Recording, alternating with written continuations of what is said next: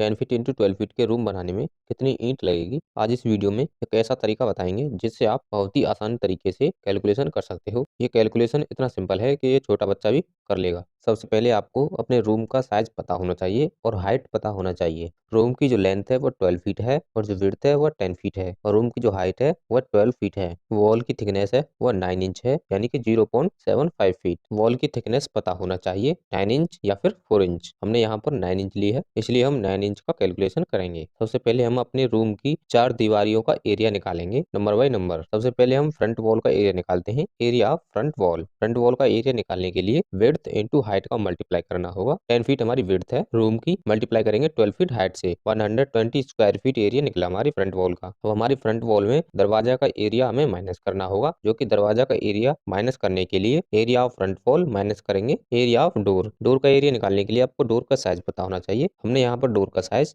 3.5 feet into 7 feet लिया है, जिससे हमारे डोर का एरिया 24.5 स्क्वायर फीट निकला। अब हम फ्रंट वॉल के एरिया में से डोर के एरिया को माइनस करेंगे। 120 minus 24.5 equal to 95.5 square feet area निकला हमारी फ्रंट वॉल का। अब हम एरिया ऑफ रियर वॉल का निकालेंगे, यानी कि रूम के पीछे वाली साइड की जो दीवार होती है उसका हम एरिया निकालेंगे। रियर वॉल का एरिया निकालने के लिए विड्थ इंटू हाइट का हमें मल्टीप्लाई करना होगा, जो कि विड्थ है हमारी 10 फीट, मल्टीप्लाई करेंगे 12 फीट हाइट से equal to 120 square feet area निकला। यदि रियर वॉल में विंडो या वेंटिलेशन है तो आप उसका एरिया माइनस करेंगे। हमने यहाँ पर रियर वॉल में कोई भी विंडो या फिर वेंटिलेटर नहीं दिया है, इसलिए हम कोई भी एरिया माइनस नहीं करेंगे। यदि किसी वॉल में वेंटिलेटर दिया है तो आपको वेंटिलेटर का एरिया माइनस नहीं करना है, क्योंकि बहुत ही नेग्लिजिबल एरिया होता है। आपको सिर्फ डोर और विंडो का ही एरिया माइनस करना है, या फिर कोई दूसरी तरह की ओपनिंग है तो आप उसे माइनस कर सकते हो। अब हम area of left side wall का एरिया निकालेंगे, जो कि हमारी लेफ्ट साइड की वॉल का एरिया निकालने के लिए लेंथ इंटू हाइट का हमें मल्टीप्लाई करना होगा, जो कि 12 फीट हमारी लेंथ है रूम की, मल्टीप्लाई करेंगे 12 फीट हाइट से, जिससे हमारा 144 स्क्वायर फीट एरिया निकला।